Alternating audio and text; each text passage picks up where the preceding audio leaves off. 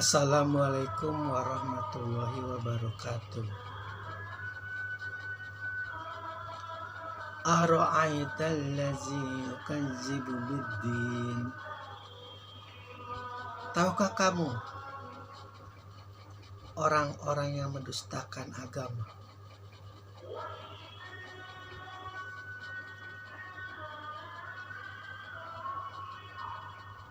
Pendusta, pembohong, penipu, itu antitesis dari fitrah, dari sifat,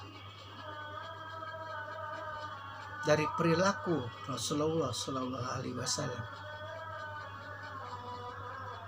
Rasulullah mendapat cobaan berupa kebakilan-kebakilan, kejelekan-kejelekan sifat manusia, di mana ketika beliau melakukan hijrah ke Madinah, umatnya memiliki kebakilan-kebakilan seperti kaum Bani Israel.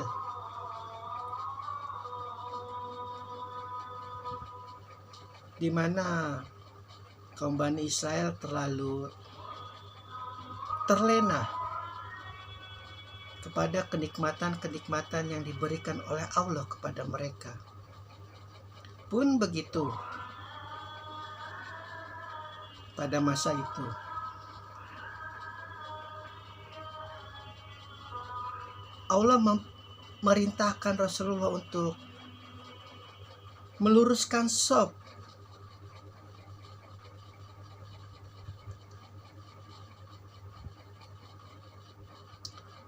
meluruskan kembali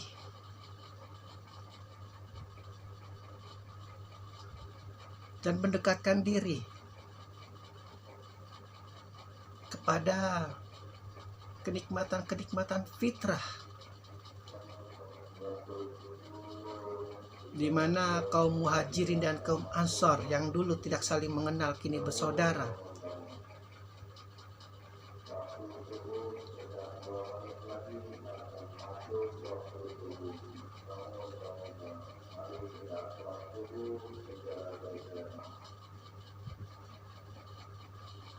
Tahukah kamu mereka orang yang mendustakan agama? Allah bicara dalam konteks yang maskulin, tegas.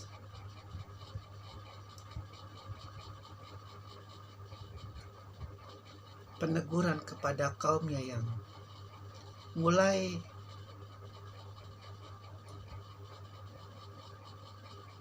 tumbuh sifat-sifat munafikin.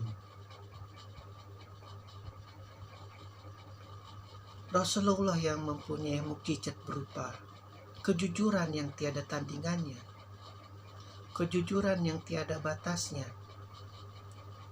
kejujuran yang tidak bisa dipraktikkan bahkan oleh para nabi yang lain sekalipun, kejujuran yang tidak bisa dilawan oleh musuh-musuhnya, oleh pedengki-pedengkinya, oleh pendusta ayat-ayatnya, pun ternyata mendapat cobaan berupa kaum pendusta, kaum yang hanya memanfaatkan agama Allah.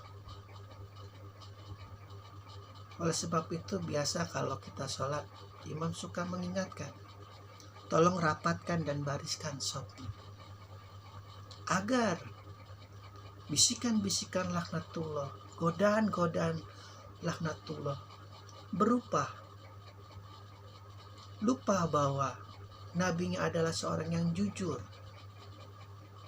tidak menjadi pegangan mereka. Kita kalau dikasih kenikmatan berupa nabi yang di depan mata, pun mungkin saja bisa lalai dalam hal ini. Tak usah jauh-jauh, contohnya Bani Israel. Minta apapun selalu Allah berikan. Saking nikmatnya. Toh akhirnya juga mereka ketika Musa sedang bermunajat kepada Allah, masih saja membuat berhala-berhala berupa sapi dalam sepuhan emas. Allah tidak mau Nabi memiliki umat yang seperti itu. Luruskan kembali, rapatkan kembali barisanmu, wahai Rasulullah.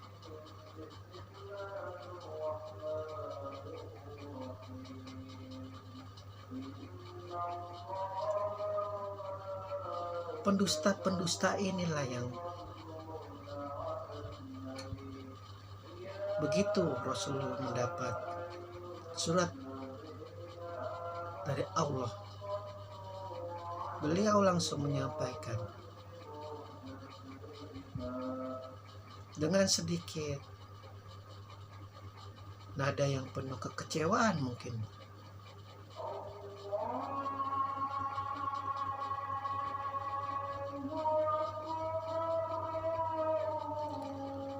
Nada yang penuh dengan sedikit ketegasan.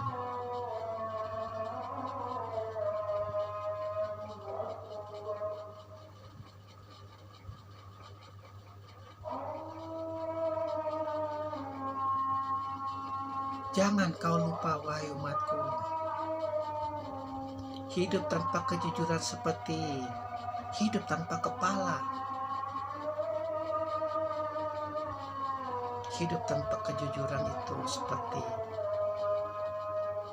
kesatria tanpa pedang. Hidup tanpa kejujuran itu seperti seorang cendekiawan tanpa pena. Pendusta, pembohong.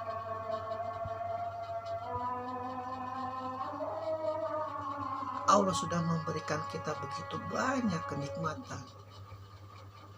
Dari kita tidak mengenal apa-apa tentang Allah. Dari kita tidak mengetahui orang yang di sekeliling kita dan kini menjadi bersaudara karena Allah. Jangan jadi pendusta. Aku nabimu, tidak sekalipun kata-kataku digunakan untuk mengucapkan dusta, meskipun di depanku aku dijanjikan dengan berbagai macam kenikmatan pada saat ketika aku dirayu oleh kaum kafir Quraisy, disampaikan oleh pamanku yang almarhum, dan aku berkata, meski matahari di tangan kananku, bulan di tangan kiriku, tidak akan aku tinggalkan risalah ini dengan kejujuranku, dengan taliku kepada Allah, pencipta alam semesta.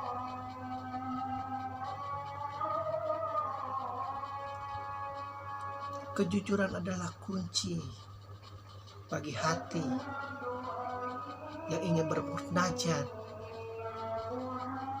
menikmati teguk-teguk cahaya Allah.